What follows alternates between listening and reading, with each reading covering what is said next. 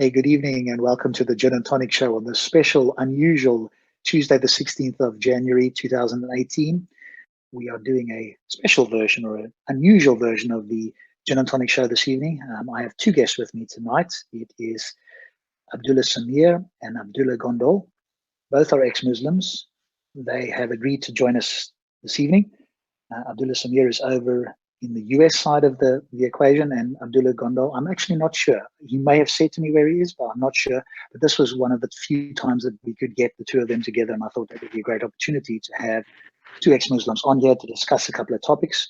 What we're going to look to discuss initially is some of the, shall we say, fun around the Speaker's Corner group that has happened recently. So for those who are not aware, there's a few groups on Facebook, and so both Abdullahs were on that group and subsequently banned from the group. So we'll chat a little bit about that. We'll also talk about the Sura Like It. And then we'll talk about something that I'm not as familiar with, but both Abdullahs can tell me more, which is a gentleman by the name of Kenny, or a Muslim by the name of Kenny. So we'll talk more about that. To make it easier for the viewers and for myself, both Abdullahs have agreed that I can just refer to them by their surnames. So I will refer to Sameer and Gondal. And that way we'll know who we're talking about and they'll know who we're talking about. So good evening, guys. Welcome to the show. Thank you so much for joining us. Hi, it's a pleasure having me here.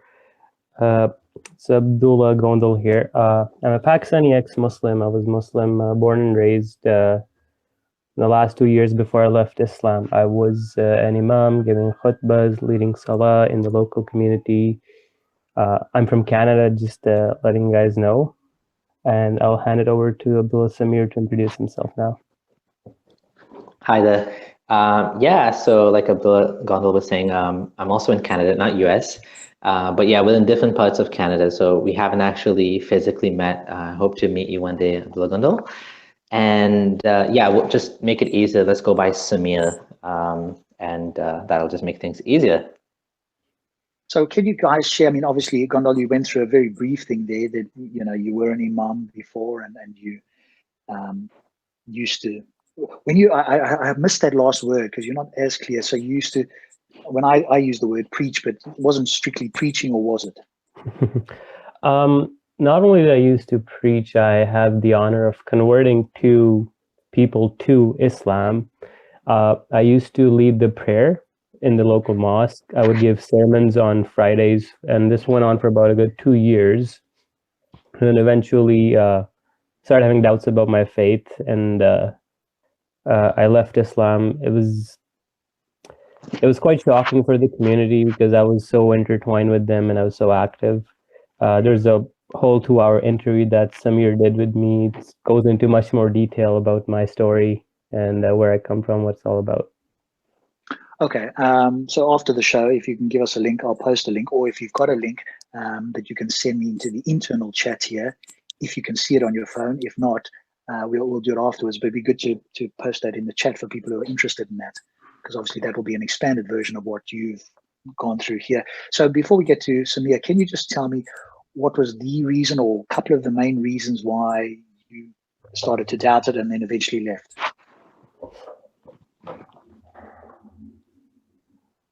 So that's for Gondal, sorry. Oh, okay. So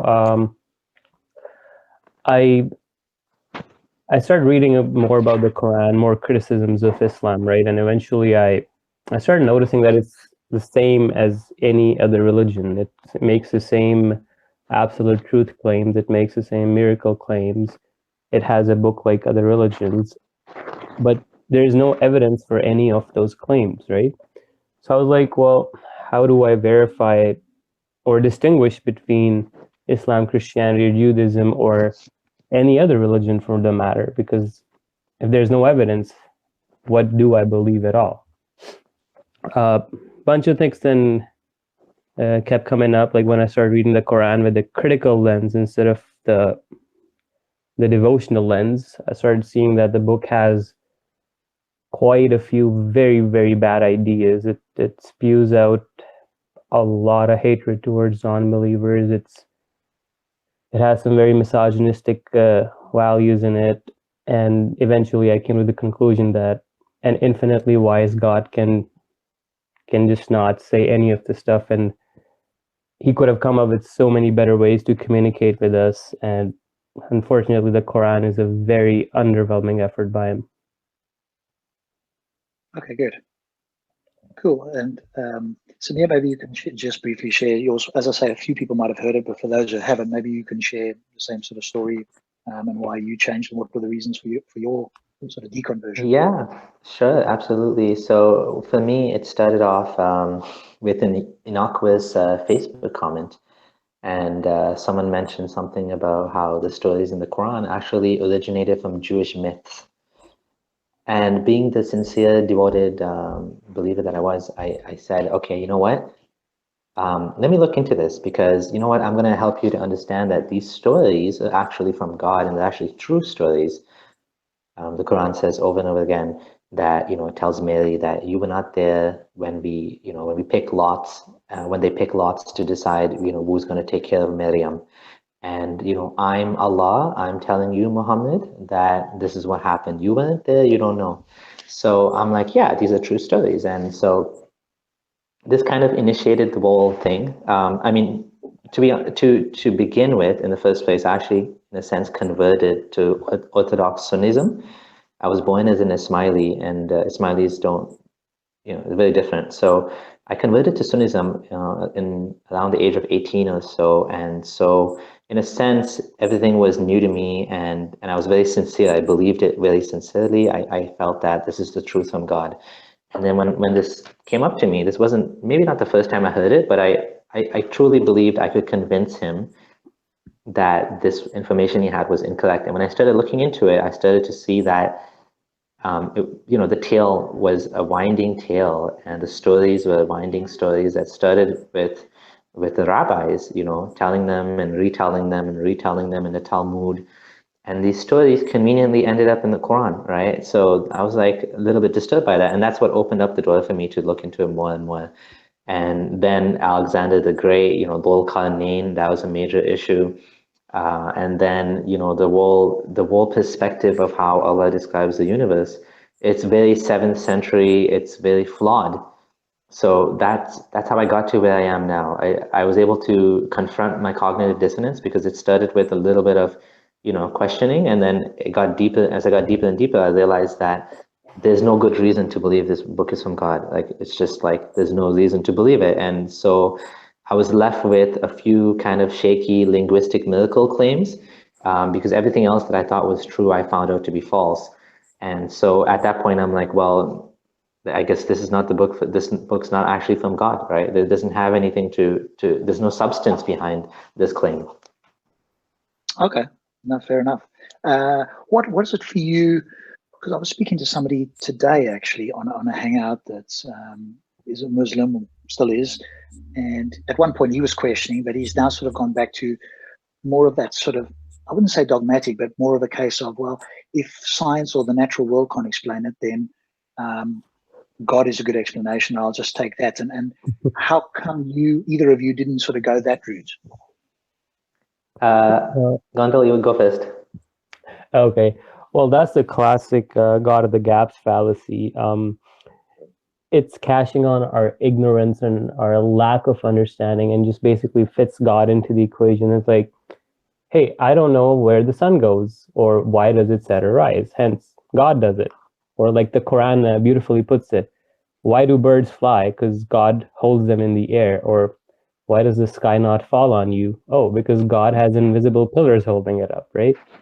So it's the God of the gaps fallacy. Abdullah, over to you. But why didn't you, Gondal, or you, Sameer, why didn't you guys sort of stay with that? Because it seems like it's a safety net.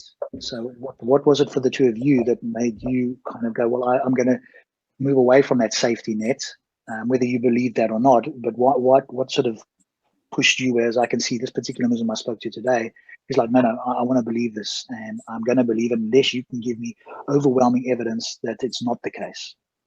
So in my case, I had already demonstrated once in my life that I was willing to give up my beliefs and change them when evidence came to me, you know, otherwise.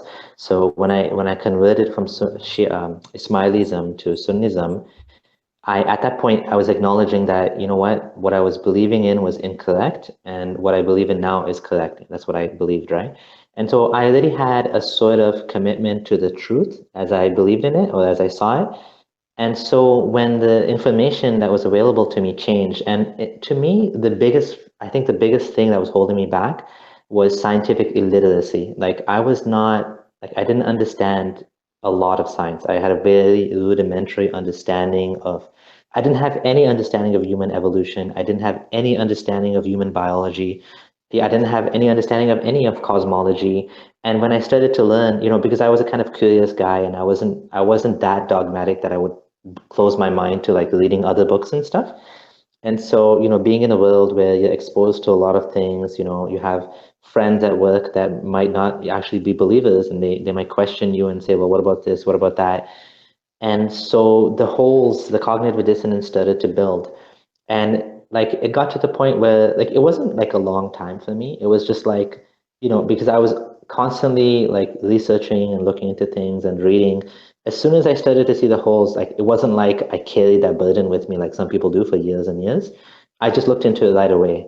And then actually, in a sense, I did kind of carry it with me because I just blocked it from my mind for one full year after that. But for the most part, like when it became an active situation and I was looking into it, then I was able to like spend time and get to the bottom of it, and just, I got to the bottom of it in my opinion, and I decided that it just doesn't make sense to believe in this anymore. So I guess from my perspective, it's a commitment to following what I believe to be true, not going with, what feels right or what I want to be true or what, what I mean? So it's all about like what makes sense and is coherent, and like, all the pieces fit in well together now more than ever before. Like as a believer, you have to hold a lot of contradictory things in your mind, and you gotta like, because there's people that are much smarter than me, and I always wonder that. I'm like, how is it that these people that are biologists and these people that are geologists and these people that are much more intelligent than me, and they understand the Big Bang much better than I ever could, and they still believe in this book? And I used to say, well, I'm a nobody. How come what's different about me than anybody else? And I realized that a lot of people are able to carry the cognitive dissonance.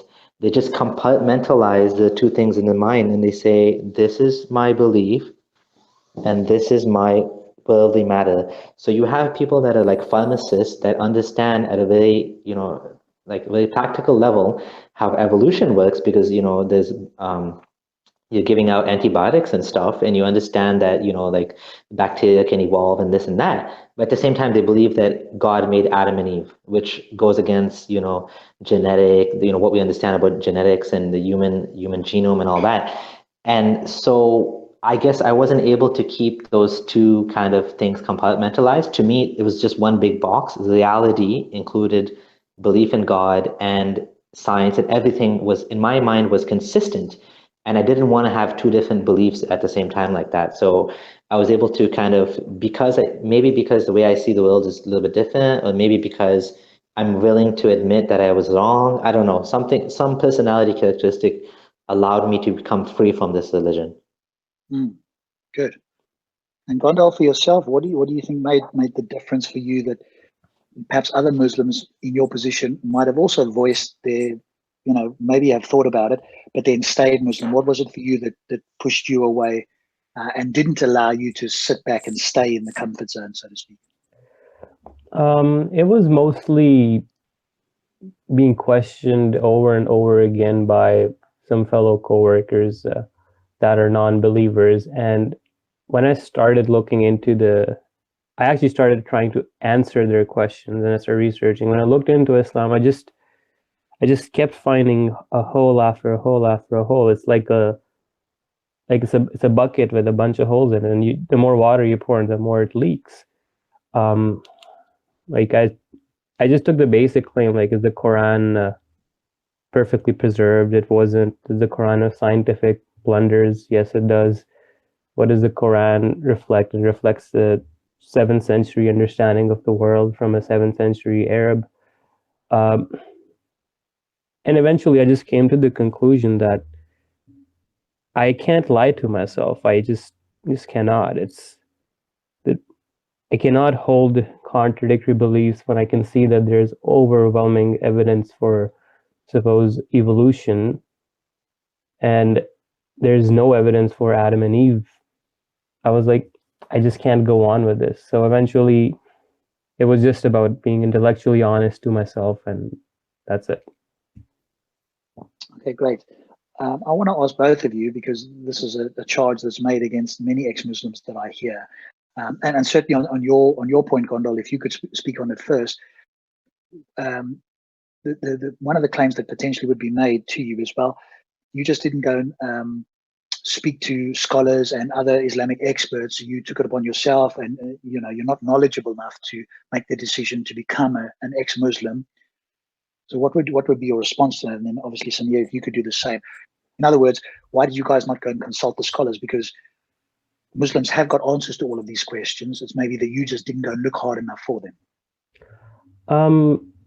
For me, I actually did consult scholars. I did go looking. I actually researched for a whole year. And it's not like I wasn't a really knowledgeable Muslim either. Like, I was giving sermons. I had people convert to Islam. So I had a very good idea. The answers that I unfortunately got from the scholars were very unsatisfactory. And most of them were like, oh, just wait and inshallah, you'll find out. And the justifications were more ad hoc rationalizations, didn't add up. They would contradict themselves at points.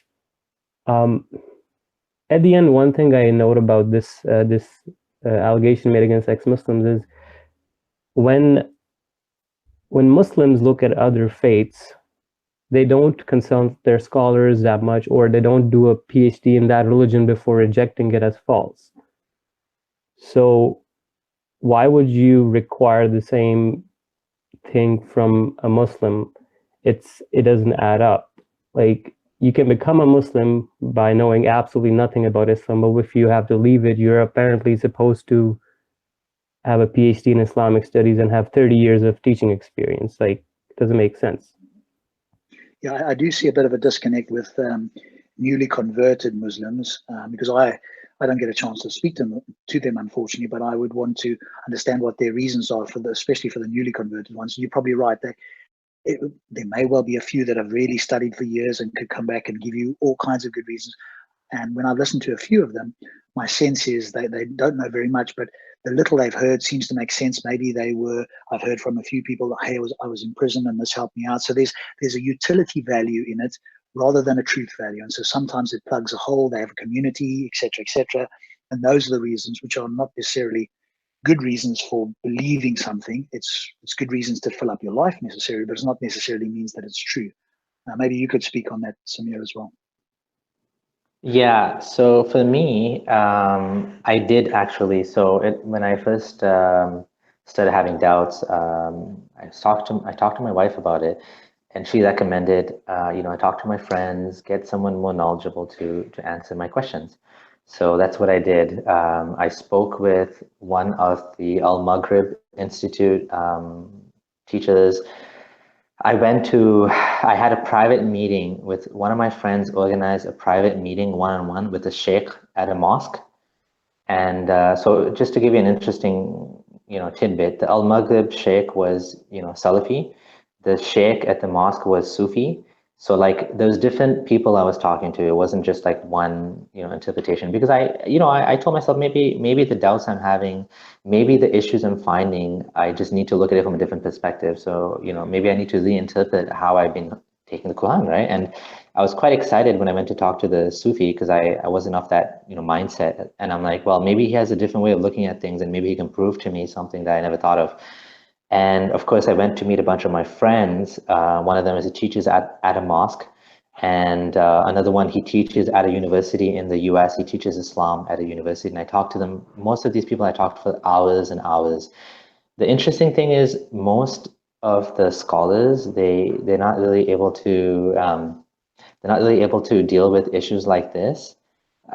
Because they don't study these things. Like when you go to Islamic Institute of Medina or Makkah, or if you go to like Hamza Yusuf, Mauritania, and you're studying in the desert with some sheikh, you're studying the intricate.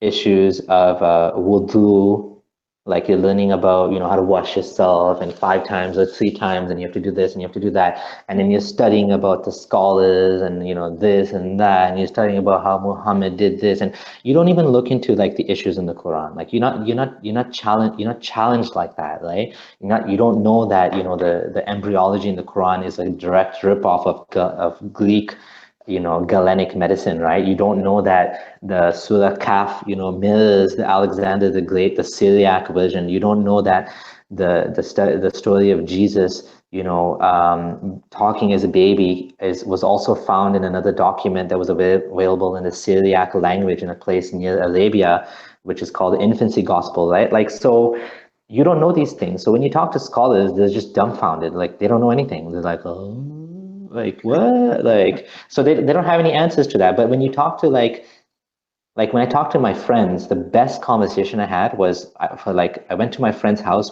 He told me he almost became atheist and he became Muslim again. And that guy, despite not being a scholar, that 5-hour conversation I had at his house was much more helpful than any scholar I could talk to, because he went through this, right? Like he went through this hell, as he put it, you know, like doubting and he never told anybody that he was having doubts, and he just was having a lot of doubts about Islam. And at the end of it, the conclusion he came up with was Pascal's wager. Like, and I was just disappointed with that. Like, that was, to me, that's not enough. You know, saying that, you know what, yes, there's some issues in Islam, and he said, I'm willing to let those things go, you know, just in case, basically, you know, I want to be on the safe side of God, kind of like that. And to me, that was a very, I'm not going to live my life just in case Allah is true. No, absolutely not. Like, that's not how you should live your life. You live your life with certainty in what makes sense to you, you know, what your noggin is telling you, the brain that God gave us, if you believe in God, or the brain that evolved, you know, like what makes sense to you. And that's what we'll be held accountable to if you believe that there's a God that's going to hold us to account. It's not, you don't want to live with insincerity, or you don't want to live just in case out of fear. You know, that's not the life that I wanted to live anyway. So after this 5-hour conversation, and the funny thing is, the issues I brought up with him, some of them were very petty issues. Like right now, after being like leaving Islam and being an ex-Muslim for almost 2 years now, I have much stronger arguments against Islam than that time when I was just wondering about this little thing here, this little thing there. You know, when you first leave Islam, sorry, I'm going on and on, but I'll end with this. When you first leave Islam, you're like, oh, I have some doubts in Islam. I have some doubts in the Quran. You know, there's this problem I found in the Quran. But like when you look into it more, you're like, why should I believe in the Quran? Like your whole perspective changes. Like you figure out the burden of proof is not on you to prove the Quran is wrong, but it's on the Quran to prove that it's correct in the first place, right? So once the perspective changes, now you're asking, well, why should I believe in it? Like, what reason do I have, right? And then the whole paradigm is different. But at that point, you know, I did my best to look into it, and I did talk to it. But you know, you can never talk to enough sheikhs. Like, even if you talk to like 5 sheikhs, they'll say talk to 6. Like, if you talk to 6, talk to 7. Like, they'll never be happy, because, and the sad thing is that you find this. I found this more in the Desi, like the Indian and the Pakistani and the Bangladeshi community. They're more about, and the Sufi community, they're more about outsourcing the thinking to the scholars. So they won't actually think for themselves. If you tell them, well, what about this? They'll say, oh, talk to a sheikh, right? Talk to Maulana. Maulana Saab will have an answer for you. And so they've outsourced their thinking. And at that point, there's nothing you can do to help them, because they're no longer depending on their own intellect. They've just been like, they just said, okay, I'm done thinking. I'm just not going to think about it. I'm just going to follow blindly. And at that point, there's nothing you can do. Yeah, that's true. Brilliant. Gondal, maybe you can speak on the issue, kind of on the issue that Sameer brought up there, which is sometimes sometimes when I'm talking in Speaker's Corner, they will refer to the sheikhs on one hand, but on the other, they're saying that this is a book for all people for all times. Now, the claim that I've heard is that, hey, some verses are clear and some are ambiguous. And my response is, well, if God is supposed to be sending us a very clear message, assuming A, that he exists, B, that he wants us to know that he exists, and C, that he's going to, then he should be able to send us a clear message. And if there's ambiguities there, how do we deal with that? So could you share a thought, and then we'll move into some of the topics that we talked about, we discussed prior to starting. Could you give me your thoughts on the, seeming to me anyway, somewhat of a paradox between, hey, you've got to consult the sheikhs, but at the same time, this is a book for everybody for all time? Yeah. So one of the issues with Islam is that it's different from other religions, is the grand claim that the Quran is not just a book of God, it's actually the literal speech of God. And then this puts Muslims in a more defensive mindset, because the literal speech of God can have zero issues with it. Whereas if you look at the Bible, it's inspired word of God written by men. So they're okay with justifying, oh, there's some verses that make sense, some don't. The other issue is with the Quran is it claims that it's the eternal, final, ever communication of God to mankind. And it's the message till the day of judgment. The problem is half of the Quran you can't even understand without the hadith. And what makes it worse is the Quran itself keeps claiming to say that this is a clear book, this is a precise book, this is a kitabun mubin. But half the book it doesn't even make sense. Like, you cannot understand it without contextual hadith or supporting literature. Then the issue occurs is, like, suppose if you bring up some issues like why Muhammad married his daughter-in-law, or why does Islam allow polygamy or sex slavery or slavery in general, Muslims will come up with the answer that, oh, it was just for that specific time period. But I'm like, well, that goes against the whole idea of this being an eternal message for all mankind till the end of time. So again, there are just so many contradictions within the Islamic framework itself that it doesn't make sense to me. Yes, I think that's one of the points that I've sort of talked about, which is if Muslims gave up the idea that this is a book for all time, for all people, and that Muhammad is a great example, or perfect example, in some people say, to follow for all time, then we wouldn't be having as many of these discussions. We'd be going, okay, he was a person that lived at that time. He may have made it in some way better than what it was prior to him being there. That's open for debate, of course. And the book may have given people some additional morals and some additional thoughts and directions that they didn't have prior to Islam coming about. That could be argued, not a problem. And the moment if you kept it as that, we wouldn't be having as many conversations. We'd still go, okay, by today's standard, that's not a great way to live. You don't know very much about the world, etc., etc. But the fact that they are importing it into today's world, and particularly I think the sort of collision with Western modernity and so forth, seems to me, whenever I speak to people in Speaker's Corner or online, or when I watch other people, there's this challenge with trying to get the book of 1400 years ago to fit to today. And so whenever people quote scholars, I'm very apprehensive with Islamic scholars, because they're not there to look critically at it. They're there to make it fit today. And I think that's the challenge I have with anything that an imam or a sheikh would say that is trying to get the Quran to match modern day morality or science or whatever the case is. Whereas I'd rather have an independent Western scholar look at it and do textual criticism, as the Christians would say, and really look at it much more in depth and go, hang on a moment, here's a problem. But I don't notice the scholars doing that, or if they do, I've never heard of them. What's your thoughts, Sameer? Yeah, absolutely. We don't find that that's something that's kind of acceptable in the Islamic tradition.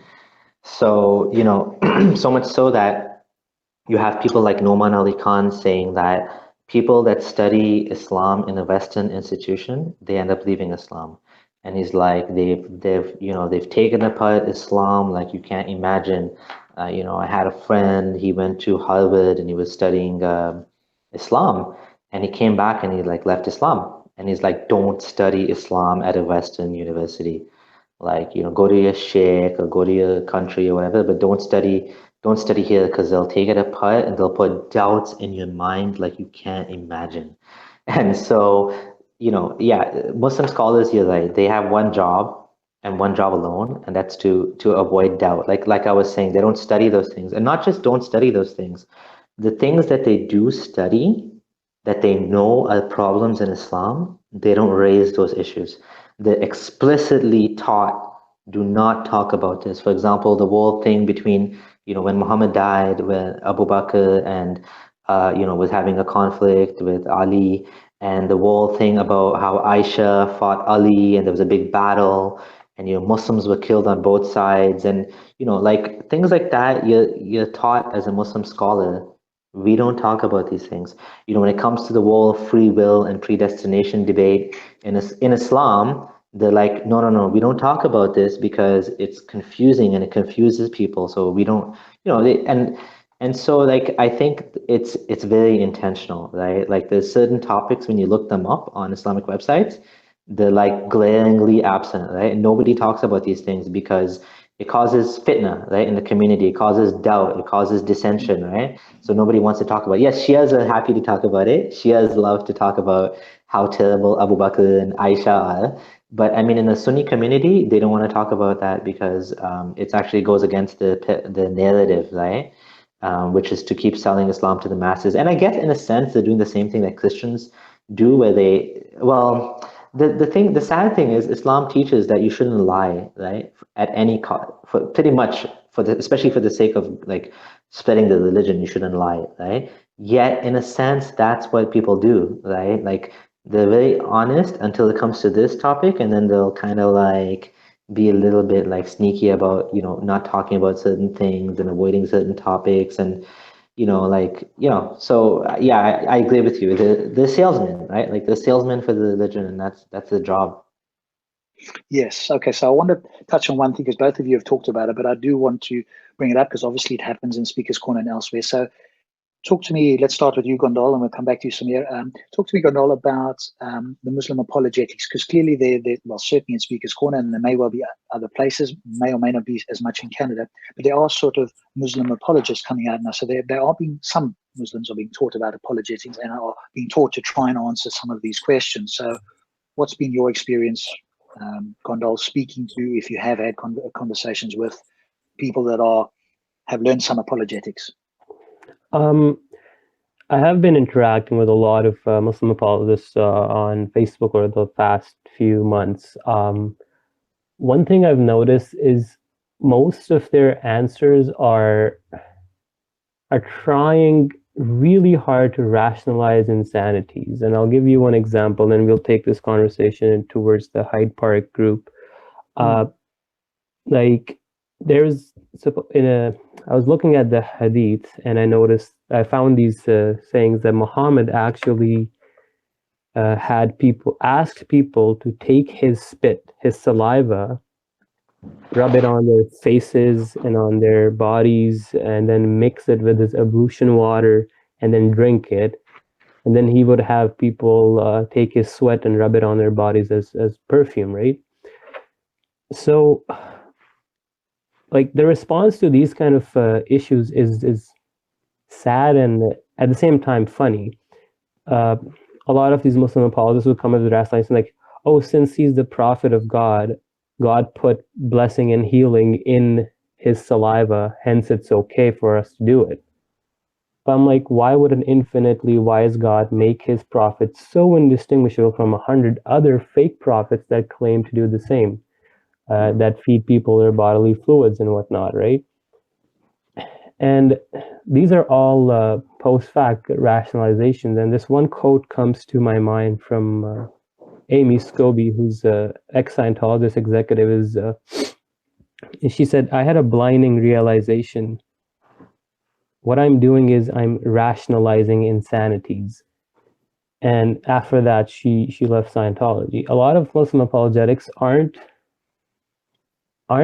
trying to make sense to normal people. They're trying to make it sound more reasonable to the gullible believers that are already believing in this stuff. They'll try the most ridiculous straw man ideas and then make them sound a little acceptable. And from the believer's perspective, it might sound reasonable, but from a neutral lens, it'll still sound absurd. And most of them do the same thing. It's just sugarcoating the Quran. Or like one example I'll give you is the allegation about Surah 4, verse 34, where the Quran literally tells their husbands to beat their wives if they fear disobedience, right? Mm-hmm.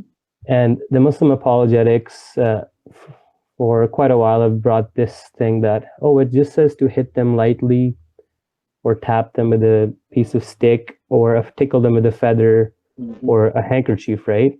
Mm-hmm. But when you analyze the claim, it's like you fear disobedience, so God says you have to admonish your wife and, scold her. If she still doesn't listen, you separate from her in bed. Now, these are some serious measures, and this is in terms of your wife doing something really rebellious, right? Mm-hmm. Yeah. But then suddenly you're told, but if all of that fails, you go to your wife and then tap her lightly on the shoulder with a pen or throw a handkerchief at her, and that will suddenly just make her understand, oh, I shouldn't be rebellious, right? So you come up with these kind of explanations, and to believers, it makes sense because they're so hard trying in their minds to make sense out of it. But to neutral people, it doesn't.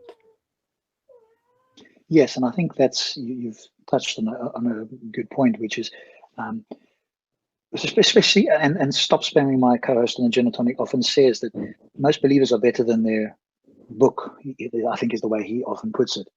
And I think, when you're brought up and you start to think a little bit, you do go, hang on a moment, how do I get around this? And then somebody gives you an explanation, you go, okay, that's what it means. And the scholar said it, and therefore, that sounds like it must be true. And most Muslims will never go look into this themselves. They will accept whatever a scholar says, if there is a scholar that's saying that. So Sabia, if we can sort of, you can obviously add a little bit to that. I think your view of apologetics, because you've had quite a bit as well. But before you do that, the one thing that you did say, Gondal, that I wrote down here is, and this is what I notice in Speaker's Corner, is that they do appear to argue, if you want to use that term, and their intention is to keep, and it's not meant derogatory, it's just my observation, the gullible and credulous Muslims in the fold, because most of them don't know how to argue properly. They're not going to go look up things, and if it sounds even half okay, they will go, that's okay. And when I see a lot of viewers commenting on Speaker's Corner videos, for example, they're more interested in the debates, almost like the battle of the debate, and who won and who lost from a point of view of somebody said more, they sounded like they knew more. It's not a case of then go and investigate who said what is more, and which is more likely true. So maybe, Sameer, maybe you can share a few thoughts on that. Yeah, I think you made a very good point that I think in a sense, we can talk about this when we get to the topic of debate as well. I think in a sense, many Muslims know deep down that there's some big assholes in the religion. And so in the back of their mind, they know that you can't prove these things. They know that you can't justify these things, that the justification is weak. So they're looking for someone to just make them feel better because they want to maintain status quo. And to maintain status quo, you have these people coming along and kind of smoothing out the bumps for them, right? Like Noman Ali Khan, he has this video about beating women. And I first watched it, I couldn't believe what he was saying. Like, he came up with the most strangest things he was like saying, right? And I was like, and like things I've never heard of before, like, when it's talking about, when you feel your wife, being rebellious, he said, oh, that means she cheated on you. But then in another verse in the Quran, it says if your wife commits zina, you're supposed to whip her 40 times, or the judge or whatever, right? So it's like, it's inconsistent, and it's like a very strange thing. Like it was completely like when I saw that video, I couldn't believe what he was saying, and it was so illogical. And it made no sense to me. And I was like, this is just nonsense. Like, he's just making videos to make people feel better about themselves, to make them feel better about. And the funny thing is, people will watch this video, and they don't even realize like how silly these arguments are. They're not even consistent, right? I mean, the good thing was in the video, he did say that he doesn't take the approach of hit being like, tap or whatever. He says hit is hit, but then he was actually justifying it. He was actually saying it's okay to hit. right? If your wife cheats on you and this and that. I mean, no word about what happens if the husband cheats on the wife. It's just like, it's all about the husband, what he gets to do to her, right?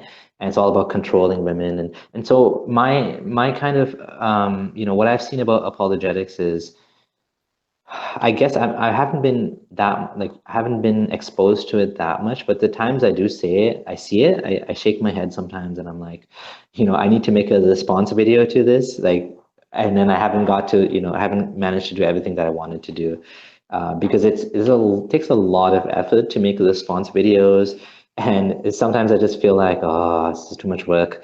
But yeah, it's to make people feel better, right? With the choices they've already made, and they don't want to rock the boat. They don't want to, challenge the status quo. They don't even want to discuss it. They don't want to think about it. They're just like, yeah, that's what I believe in. That's it, right? Yes. Okay, good. So let's transition, because it does kind of transition a little bit into the Hyde Park Speakers Corner group on Facebook. The admin may be joining us. I've sent him a link. He's on his way back. Hopefully he can join us this evening if he gets back in time. But Gondal, start with yourself. Let us know sort of a little bit of the timeline you joined. What did you kind of do? And then what subsequently happened. And then Sameer can actually use as well. So basically, I've been following Speakers Corner videos online on YouTube from like Ali Dawah, Muhammad Hijab, and a couple of Christian guys and atheist guys. They go to this park and they argue. So I got in contact with you and you told that there's a Facebook group. So I got added into it alongside Abdullah Sameer.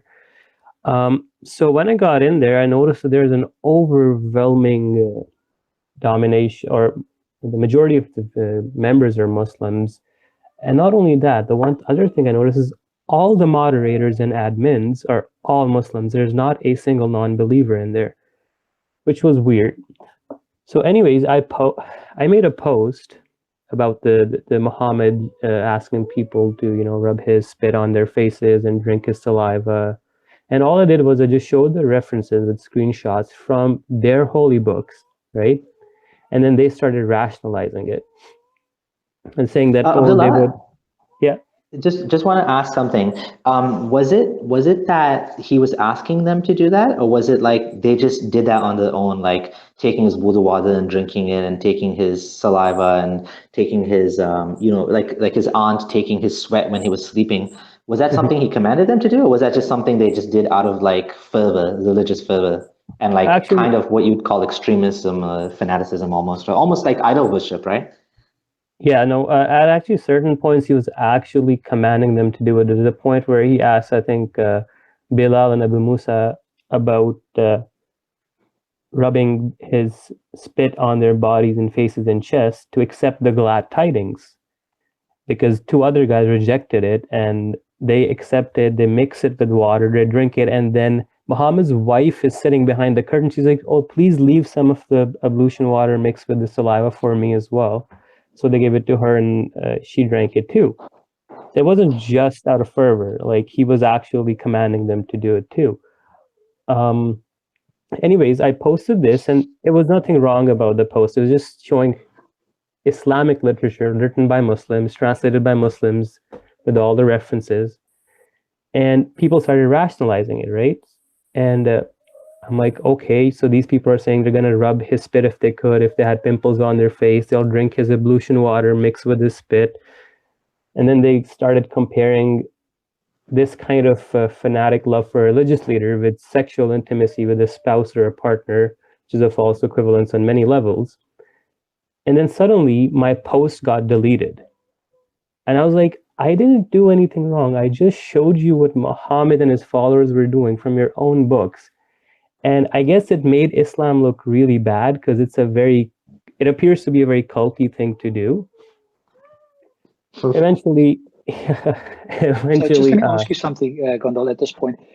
Any of your comments, I mean, if you look back and if you were sort of honest and if you put yourself into a Muslim's shoes for a moment, were there any of your comments that you think could have been conceivably construed as being offensive or whatever the case is? I'm just interested in whether you can look back and see whether that could have been the case if you were, I would say a slightly touchy Muslim, for want of a better word. Is there anything in there? Because obviously if we do get the admin on, he will have a potentially different perspective. So I just want to see, obviously, I want to see if we can get two sides to every story. And so I just want to see whether you can realize if there was something that you could have said, okay, well, here's how I could see that maybe they would think X, Y, and Z. Yeah, the issue was like in that group, I noticed that there was no real representation or any open criticism of Islam going on. So when me and Abdullah Sameer joined, we started posting very blunt questions, very to the point stuff. We weren't using any offensive language per se. We weren't attacking any Muslims. We weren't resolving ad hominems or any sort of personal attack. We were just criticizing Islam and Muhammad.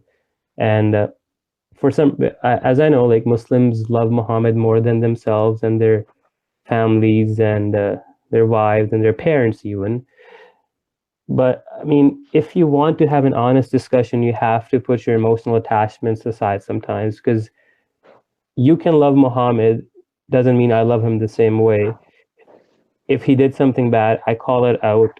I'm not attacking Muslims, I'm just criticizing his actions and what he said or did. Some Muslims can't handle it, and they take any criticism of Muhammad or Islam as a personal attack because it's their religion, which I don't seem to get, because that puts them in a spot where they're asking for a sort of immunity from criticism or demanding that it's a right that we have to be very, very toned down in our criticism of Islam. Even though, on the other hand, when Allah is criticizing non-believers, he calls us pigs, he calls us swines, dogs, donkeys, worse than cows, worse than animals, and sometimes the worst creation ever. And I'm like, we are nowhere close to that offensiveness. We're not attacking any person. If the Quran is not considered, well, we are attacking a person.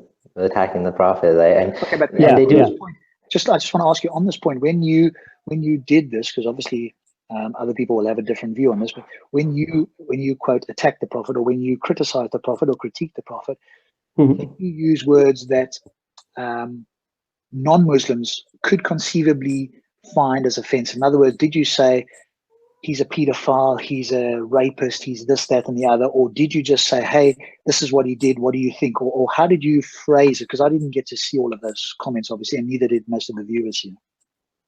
Yeah, no, I never used words like he's a pedophile or he's a racist or he's a murderer or anything. We just brought up the questions like, hey, what does this mean? How do you explain this? How do you explain that? And the thing is, right, a lot of times there is no explanation for like suppose the rubbing of the spit, right? So Muslims just instantly become apologetic and defensive, and they just start off as aggressive, and that just ruins the whole discussion. Cool. I just want to welcome in TJ Singh. He's one of our regular panelists. He's over in the US as well. He's a non-believer, so he's going to come in and he might say a few words here and there. But I did say that I want to get you guys to do most of the talking. We're on every week, so it's I want to give you guys most of the time here. Great. Okay. So Sameer, maybe you can share some of your thoughts and what post maybe got you banned or whatever the case is.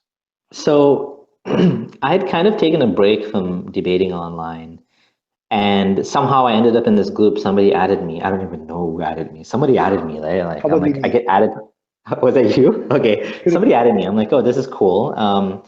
And then I got pulled into some discussions, and I saw Abdullah Gondal's post, and I saw like how heated it was getting. I'm like, whoa, right? So I decided, let me jump in. This is interesting. I haven't had like a conversation with like people that are actually into this so much, right? Because the cool thing about the group is it's opt-in, right? It's a bunch of people that like they're interested in debates, they're interested in Islamic apologetics. They shouldn't be the type of people that have chips on their shoulder that are like just like, hey, he's insulting me. And yes, I understand you feel insulted. You should feel insulted because I'm saying your religion is bad. Yeah, I understand you feel upset about that. I mean, I'm upsetting you. I know I'm upsetting you, but that's the group, right? That's what Speaker's Corner is.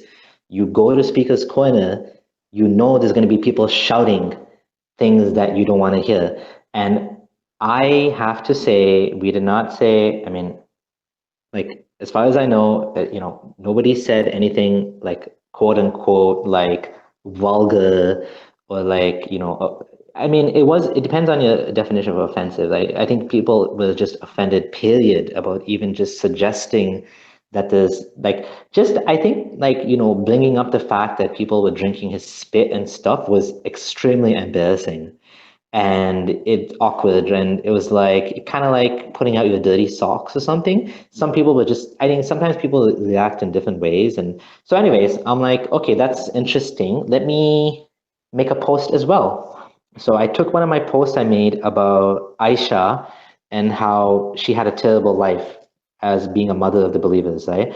She was married when she was young. I didn't mention the age, but I said she was a child. She was playing with dolls and going on swings and whatever, and she was taken from her house and she was given to Muhammad, right?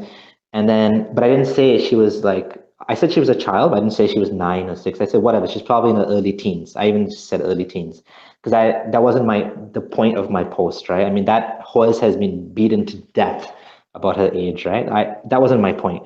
And I talked about how, as being one of the co-wives of 8 other women, it was a miserable life. How Muhammad would see another woman, and Aisha would see like would notice right away. Okay, this woman, she's beautiful. He's going to want to marry her, right? And how she got into constant conflict. I mean, I shouldn't say constant conflict, but she got into conflict with her co-wives. How the Prophet boycotted them. I don't even remember all the details I mentioned, but I mentioned a bunch of details. I said, and one of the worst things is when the Prophet Muhammad died, she was a young lady in the prime of her life, and she could never get married again, and she had to be celibate for the rest of her life, right?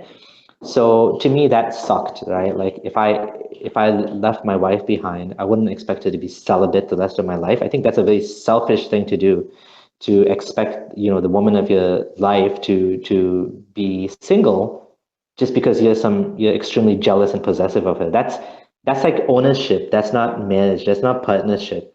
That's like, I own you. You're my property. I don't want anyone to touch you after I'm gone, right? Like, to me, that's a very petty, insecure, jealous way of having a relationship. Anyways, I posted that. I don't know what else I posted. I posted that. People got like freaking mad at me, right? And they're like, and we had a conversation.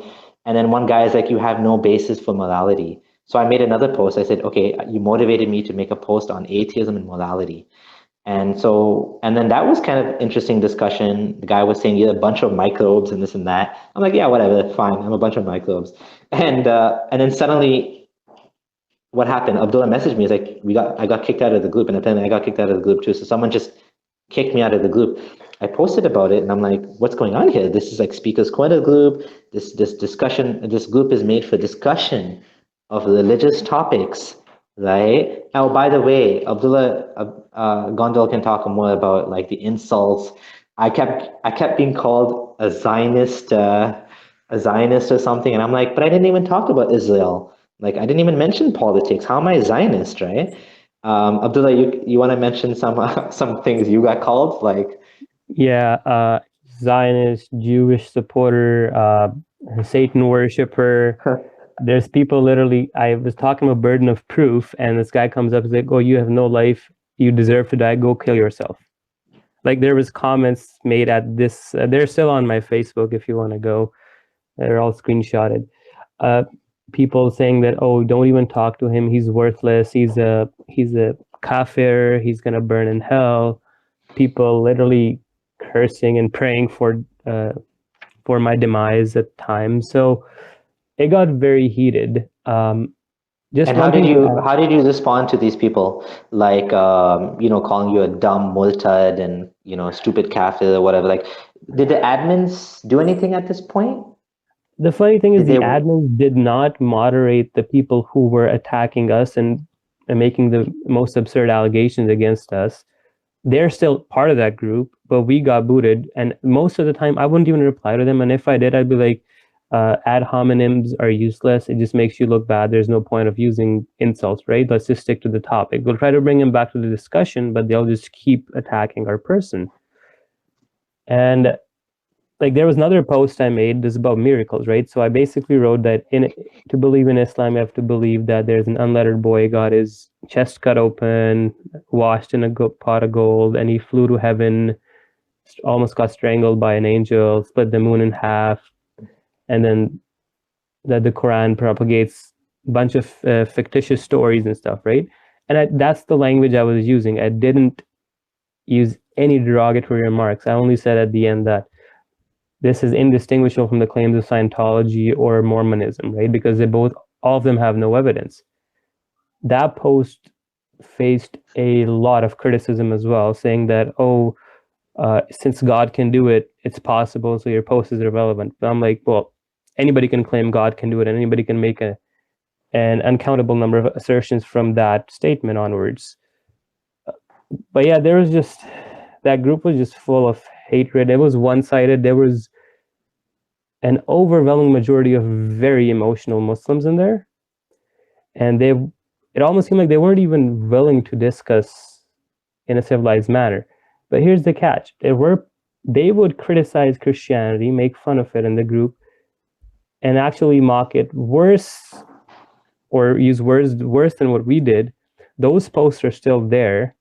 So just to end this point, if it was only a free discussion group as long as you didn't criticize Islam. Okay, well, Yeah. as I say, if we do get the admin on, he can give us his view. I didn't see all of your posts. There was another gentleman that was booted and has since rejoined, Hassan Radovan. We actually had him on as a guest shortly on Friday. He was actually a co-founding member of the Gin and Tonic, so that was fascinating. And I was drawn to, obviously, I found you guys because you were posting your own Facebook things, and I read it, and I thought, okay, you guys are making very good points here and so forth. And I saw Hassan do the same, and he got booted, but as I say, he's since come back into the group. And so apparently somebody said, Sameer, you're okay, but Gondal, no, they're not going to have him. But I believe neither of you can come back. But again, we'll have, hopefully the admin will come in and share his views. Yeah, so if I can just add something. The other thing that was, to me, really disappointing, other than the fact that this is false, image of openness and debate and discussion, is the fact that it's the group was not like, there was no warnings given. Like, I didn't break any rules. Like, if I did, I'd love to know, right? I'd love to know what rules I broke. It's just like all of a sudden you wake up and you're gone from the group, and it's like, huh? Somebody said something funny. He said that ex-Muslims are the kryptonite or something. So they tolerate atheists, but if you're an ex-Muslim, then you're like, it's even, you can say the same thing as like some non-Muslim guy, but like you're an ex-Muslim and you'll be like, it'll be taken more hostile. Maybe because we know the more intricate details and we can actually hold our own in a conversation, right? Whereas, like if you're discussing with even if you're discussing with a real intellectual like Sam Harris, he may not know the details about Islam. He may not be able to respond to your claim. You might just say, oh, no, it's not part of Islam.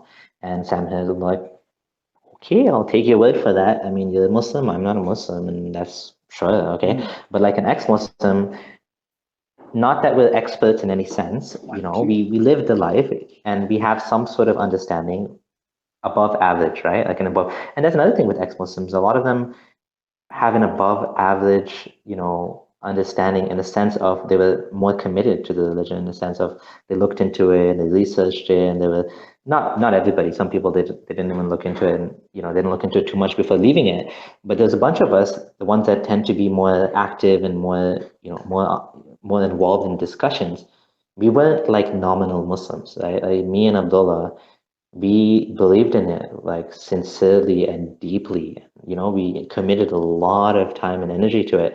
So, when you're discussing with someone like that, you can't trick them, right? Like they know the stuff, they're gonna like catch you when you say, oh no, Islam, this is not part of Islam. You'd be like, really? But the book says this, right?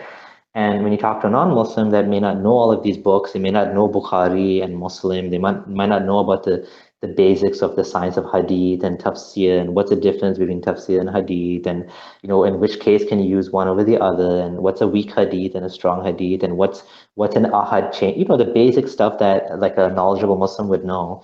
A non-Muslim wouldn't know these things, so you can't really have a conversation with them about Islam to the same level. So I guess they feel a lot more threatened by it. again, like, I'm not gonna force myself back into a group that doesn't want me there. Like, you know what I mean? Like, I'm not there to like convince anyone in a sense. I'm there to have a conversation with whoever's interested in having a conversation. I'm very happy to have a conversation. But like, if they don't want me in the group, I don't care. Like, I have, you know what? Like, I'm at the point where like I'm going to make my posts. I have certain thoughts and reflections on life, which I think people are benefiting from and they enjoy reading, and we have this conversation. So when it comes to that, like it's not my life mission to debunk Islam. Like it's just my own personal reflections of what I've seen and the problems I found in it. You're free to agree or disagree. A lot of times now people will like respond. I'll be like, okay, you made your point. I made my point. I'm not going to debate it back and forth. I just don't have the energy level like Abdullah Gondal still has. I've been doing this for too long now. I'm just like, yeah, whatever. You don't agree with me, fine. Yes, I guess Also, it depends what just to level add, you're at. Go ahead, oh, Dom. sorry. Yeah, just to add to Abdullah, just to be fair to that group members, that there were some Muslims that actually did support our side, and I give a shout out to Sahil Ansari. He actually went to the group, made a post, and said that banning and kicking Abdullah Gondal and Abdullah Sameer out was wrong. They didn't do anything wrong. It was just discussions. And he then also said that people kicking other people out just because their beliefs were allegedly offended shows that they're very insecure. And him as a Muslim saying that is a big thing. So I get a good shout out to him that not everybody was the same. There were some good intellectual Muslims that did engage with us in a nice way. But let's just say that the black sheep outnumber the good ones in that group. Yes, and I think Yeah. One more thing. There's a lot of peer pressure put on Muslim admins to kick us out. That's what I have to say. It's like, yes, you know what? A lot of people are fine with us, but this insecurity about misleading people, it's like it's very powerful, and they will, you know, that's going to go into the other topic. We want to talk about debates, but they will hammer the admin and they'll say, they'll guilt them. You guys are letting people become misguided. Like, how dare you? You know, you're going to be responsible on the day of judgment for everyone that leaves Islam and has doubts because of those two Abdullahs. You guys are going to be responsible for that on the day of judgment. So why are you letting these people promote the hatred of Islam, the hatred of our mother Aisha, the hatred of, you know, Allah? Why are you letting these, why are you giving these people a platform to spout the toxic venom or whatever? Like, you know, they'll go on, and this Muslim admins, you know, some of which live in London too, and they have to see Muslims on a daily basis in real life. They're gonna feel like uncomfortable that they're gonna be put on the spot, and the like, you know, like the commitment to free speech is not going to be held up at this point when people are like, you know, confronting them, right? You know what I'm saying? yes, yeah, and I think you made a good point there, and I'm going to present this, and here's an example for those who are interested. It does seem like atheism, which again we've talked a lot about on the show. It's a single position on a single claim. It may or may not have other consequences. You've got to ask each atheist, because there are different atheists have different views.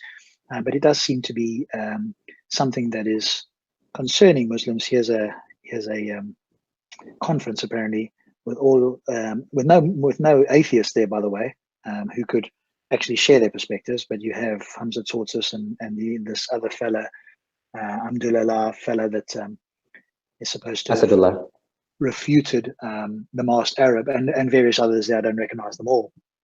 So clearly there is a concern among some Muslims about atheism, and like you said, I think you guys are the kryptonite in the sense that you're not only ex-Muslims, but you are atheist ex-Muslims. Now, if an ex-Muslim becomes a Christian, then I think the Muslims feel a little less concerned, because they can attack Christianity. They think they've got a strong case against Christianity. So if somebody converts to Christianity, they've got a strong case against that. But when they deconvert and they become atheist, that's more challenging in the sense that, yeah.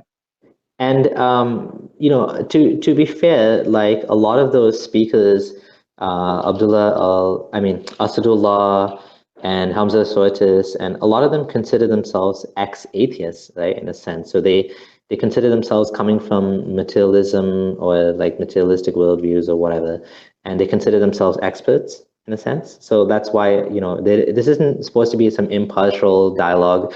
It's not even like those building bridges things they have with Christians, where you have a Muslim and a Christian and like, let's build bridges. It's just like deconstructing atheism, you know, like we're gonna like tear this apart, right? And I'm sure they're gonna have some good points and some terrible points. But yeah, I wouldn't expect them to bring an atheist there, because they'll just go against what they're saying, right? So, but yeah, they do have some sort of perspective on atheism, right? Like Hamza Sotis, that's his specialty. Asadullah, that's somewhat his specialty too. And you know, the Daniel guy as well. So these are the big guns, right? Which you'll notice another thing about all the big guns when it comes to atheism. None of these guys are like sheikhs per se, like, you know, the ones you find in the masjid. These guys are like, you know, a little bit on the younger side, and they've actually like been in the battleground, you know what I'm saying? Like they talk to atheists and stuff. They're not the typical sheikh that you would expect, you know, of Islam. But these are the guys now that are holding up the the losing battle against atheism.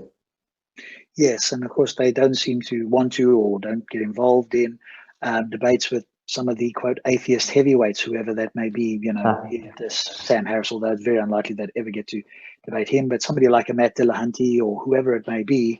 Now, obviously, Matt, for example, is not that knowledgeable on Islam, but he is knowledgeable on the bigger questions, you know, the bigger challenges, so to speak.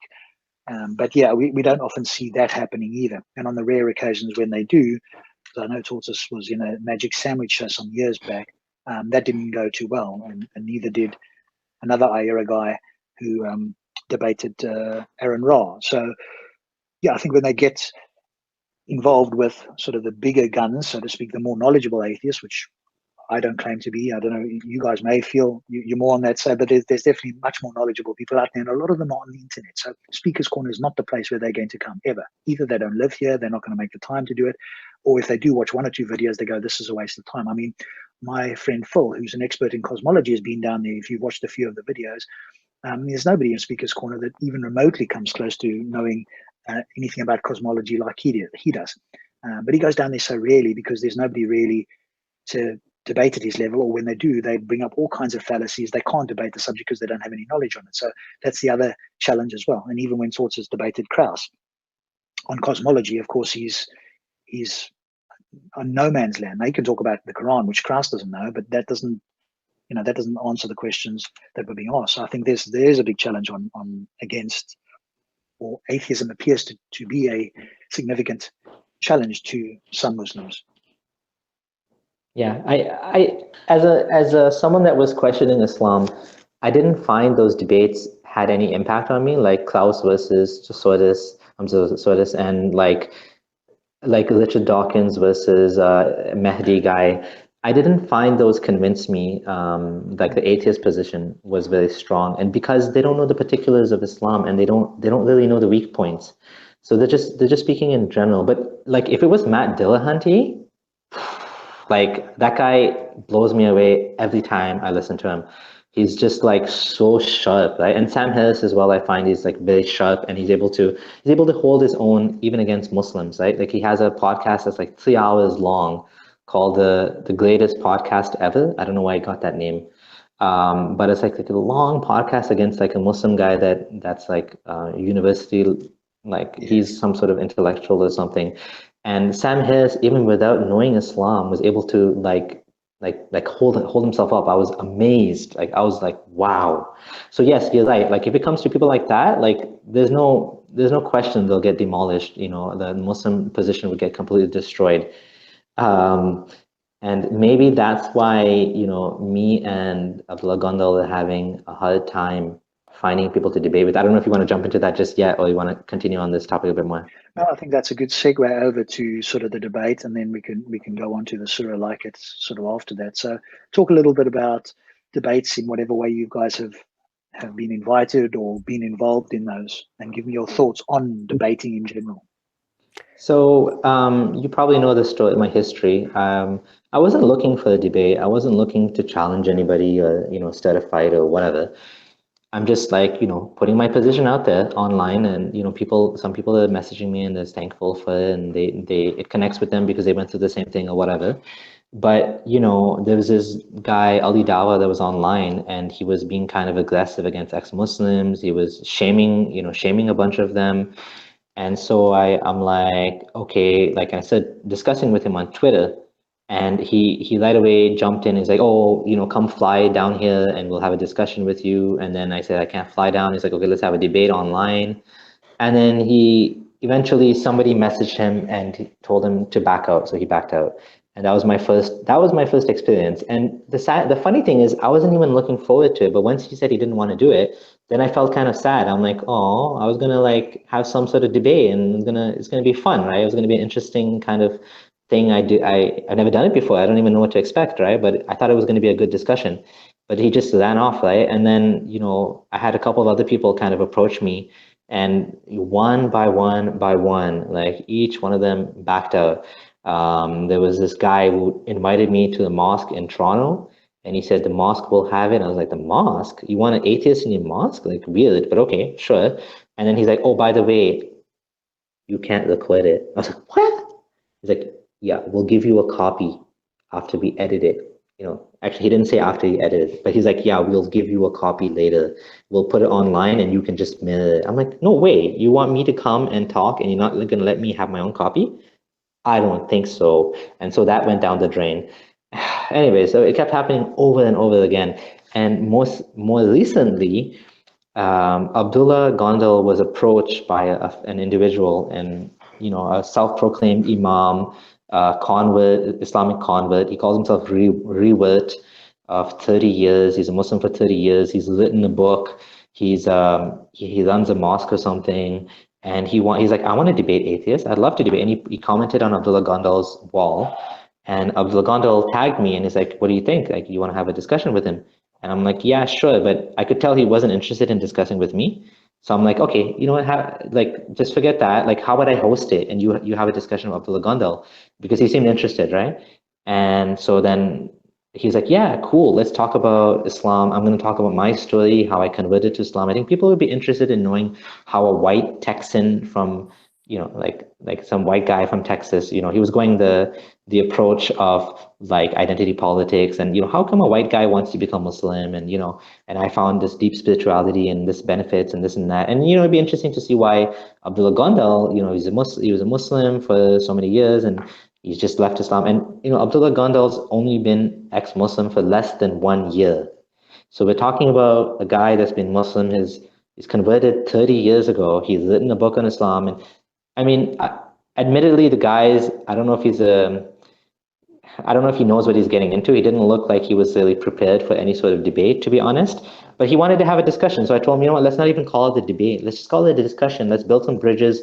Let's talk about God a little bit. Let's talk about Islam. And you can tell me why you believe. And, and Abdullah will talk about his perspective. And the guy's like, okay, fine. And, I put up an ad on it on my page, and we had it all set, and we had the time set. And then today, Abdullah Gondal messaged me. Abdullah, you want to tell me what happened? Yeah, so basically this guy, Kenny Bomer, whose Islamic name is Mujahid al-Islam, which means a soldier of Islam that struggles for Islam.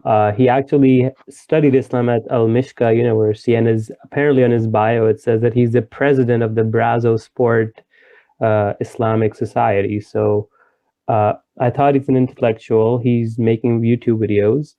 So the picture you showed, Rob, earlier about that atheism conference the Muslims are having, I made a post about that. And on that post, Kenny comes along and he comments that he wants to debate an atheist. I'm like, you want to debate me? And he's like, okay. So Abdullah makes an event on Facebook and puts it up. Kenny shares it in like 5 different groups and makes a YouTube video about it. And we're like, okay, it's going to happen. But, and me and Abdullah tried really hard to not interact with him till the debate because we didn't want to scare him. Eventually, the guy, like last night, makes a video saying exposing the hypocrites Abdullah Sameer and Abdullah Gondal. And then on his YouTube, he says that he's not debating us because we mock Islam and we attack Islam. And Allah says in the Quran that do not talk to those who attack or insult the religion or criticize it. So he's like, I'm going to follow what Allah says and I'm just going to reject the debate. And he just backed out, blocked me, and I don't know if he blocked Abdullah Sameer, but that's the story. And his biggest thing was that we made a surah which we called Surah Fuck Off, and that was, I think, that triggered him, and he said, yeah, he's not going to talk to us anymore. So can I just jump in for a second? That's correct what Abdullah is saying, but it's a little bit different than that. What happened was, I believe, I mean, he also mentioned that people told him not to have a discussion with us. And I think he was looking for a reason to get out of it, because just like the peer pressure that the admins face in the group, this guy he mentioned in the video that he had several Muslim brothers contact him and tell him not to do the debate. So, you know, there's people that actually, they could see that, you know, this wasn't going to go well, right? Like, to put it lightly, you know, we were going to be nice. Like, it was just going to be a discussion. Like, I've been saying from the very beginning, like, what's to be scared of? It's just, you're just discussing. Like, there's no need to be so scared, right? You give your perspective to an audience that otherwise you wouldn't have reached, and we get to give our perspective and let the audience decide, right? Like, may the best man win. And it's not even about winning, right? Like, it always ends up with debates that people think, you know, both sides think, oh, I won and I won, but it's never actually, there's no winner, right? It's just like you present your side and you let people decide what makes sense, right? So I think that he was heavily influenced not to have the debate, which is the same thing that happened with Ali Dawah, the same thing that happened with Netmatullah, the same thing that happened over, and Abdullah, didn't I tell you this guy might cancel? Like, didn't I say that? Yeah, Sameer, you did that. You had that feeling, and you mentioned it quite a few times. One of the funnier things is, on his long post about me and Abdullah Sameer after canceling the debate, I don't know, Rob, if you've heard of a Muslim convert called John Fontaine. He went on his post and he commented and called me and Abdullah Sameer as wild barking dogs. And this is this Texan Muslim guy, right?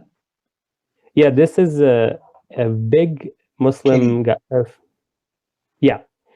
Kenny's no, he's saying someone went on Kenny's wall and said that. Kenny didn't say that. Kenny was, oh, okay, sorry. Yeah, Kenny called us hypocrites. I'm not sure how we're hypocrites, but this other guy, John Fontaine, said that, right? Is that correct, Abdullah? Yes, John Fontaine is a convert, and he's actually been hanging out with a lot of big names. If you go to his Facebook, got a lot of followers. And I was so shocked that a guy of his caliber who hangs out with Hamza sources and makes videos with him, he's the same guy who made the video where the plane was crashing and he pretended to be an atheist. I don't know if you watched that video. Oh, I haven't seen that one. No, maybe you can give us a link at some point. Yeah, so that comment, like calling us wild dogs, and I was so shocked, like a guy of his caliber and his reputation in the community is using such derogatory remarks. But Kenny, on the other hand, he actually thought that for some reason I'm homosexual. Why is that an insult in the first place? Like, exactly. Seriously, guys, grow up, okay? We're not in high school anymore. Like, grow the hell up, okay? Like, I get that all the time too. Oh, you're gay. Okay, fine, I'm gay. Like, you win, like, whatever.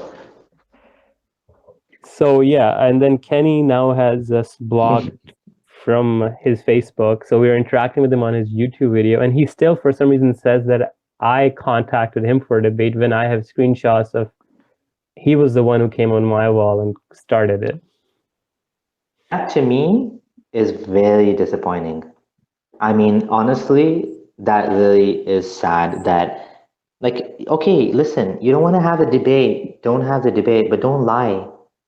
Don't lie about it. And we have, like, you came on Abdullah's page, I took screenshots as well, I posted it, saying, like, showing that he's saying, hey, I would love to debate an atheist. And then next thing you know, he's saying, I was approached by Abdullah Sameer and Abdullah Gondal to have a debate. But like, why lie about that? Like, what's the point? And then actually, when he got called out on that, that's when he blocked us. So this just thing went just downhill from there. You know, I was also blocked by Ali Dawah. I was also blocked by. It's just like why go to that level? You know, like why go down to that level of lying and being dishonest and saying something that's not true. And yeah. Possibly because they've got a lot of followers, and those followers will literally believe whatever they say, and they won't research. And even if evidence came to the contrary, just like your Norman Ali fella, they can claim that it's a conspiracy against them. It's all made up, so they can come up with some excuse to override it. So perhaps they feel like they can escape anything. They can make any claim they want, and they've got some kind of response that will pacify or be acceptable. Absolutely. And the other interesting thing is, people are able to agree to debate us before they know who we are. So Kenny really didn't know who Abdullah Gondal was. And it was people that warned him and said, don't debate him. And the same thing happened with me. Ali Dawah had no idea who I was, right? Like, to be honest, I'm a nobody. I'm just some guy that's putting up my opinion, right?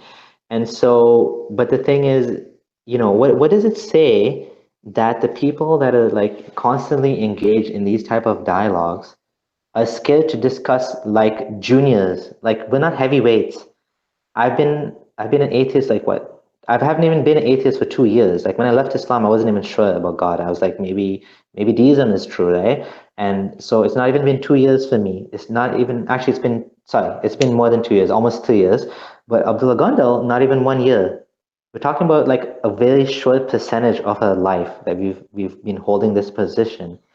And these guys that are like these guys are scared of discussing with us in public. It's bizarre.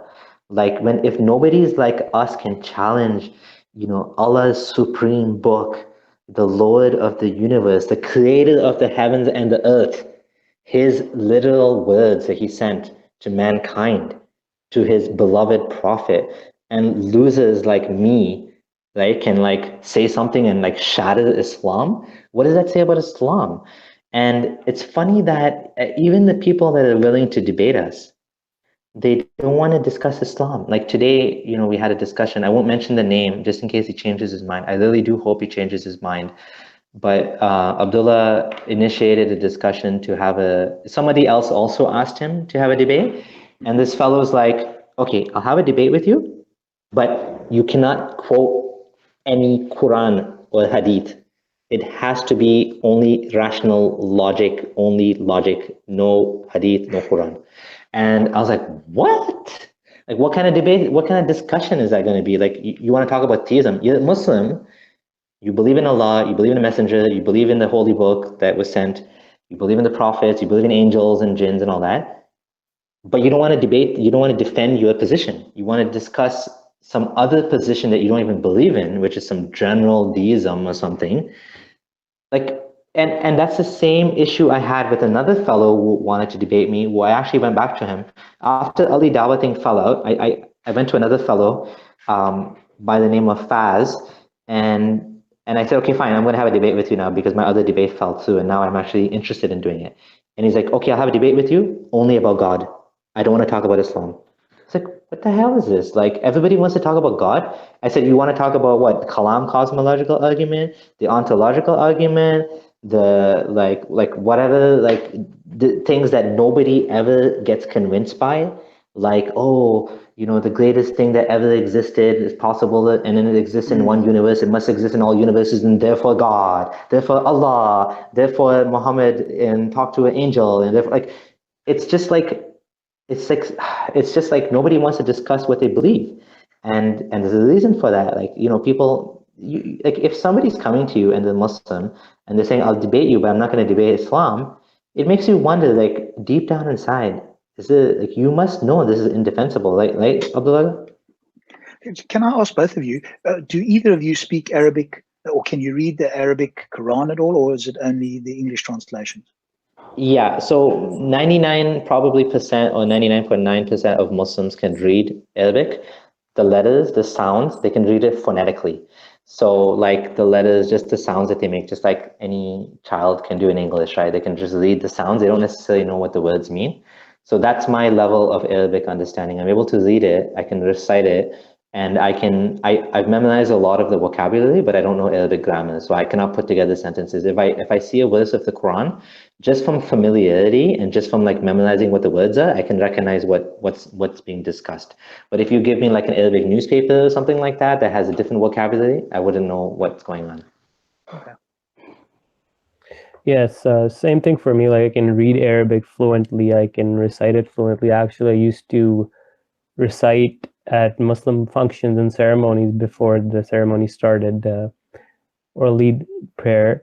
But like the same thing, I'm very familiar with a lot of the Arabic words. So just knowing the meaning of the words, I can get a good grasp of what's being said in the Quran or in the recital, but I can't grab, suppose, a hadith book or an Arabic newspaper and start reading it and understand what it says. So And no, sorry, carry on. No, carry on. One of the other issues I've noticed is like a lot of the Muslims, or actually majority of the Muslims, are non-Arabic speakers. They don't even understand what's being recited. I think only about 20% Muslims are that fully understand classical Arabic and can speak it, right? Yeah, and even Arabic speakers, may not necessarily, understand the Quran. I had an Arabic Egyptian friend that, people like he didn't understand the Quran. He had to learn. He knew how to speak Arabic, but he didn't understand the Quranic words. He had to like learn them as well because I guess the language is a little bit old now, right? And not those words are not necessarily used anymore. People use modern equivalents of words, right? Like sayara. Sayara is like a caravan, right? But in Arabic now it means car, like an automobile. So like if you read that in the Quran, it's not talking about cars, right? Like so you need to know the context of how it was used and stuff like that, right? What would your two guys' responses be to some Muslims who would suggest, oh well, if you can't read Arabic fluently or understand it to the level to a scholarly level, then you are not how would one say, not qualified to deny that it's not true. Qualified. Yep, that potentially as well. Yeah, or to debate Abdullah, or to have a discussion with people who do understand it well. Yeah, Abdullah, I'll let you go first on this. One of the first things you ask them is, hey, do you know Latin or Greek to understand the Bible before you reject the Bible? Like Greek, yeah. Yeah, right? Or do you understand Sanskrit before you reject Hinduism?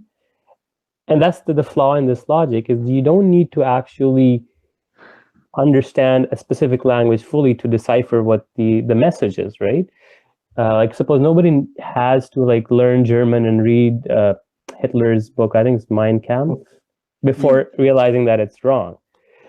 And what I'm trying to say is it makes it worse for Muslims, because if Allah is the God of all humanity, he shouldn't just pick and choose a certain single language and then make it sound so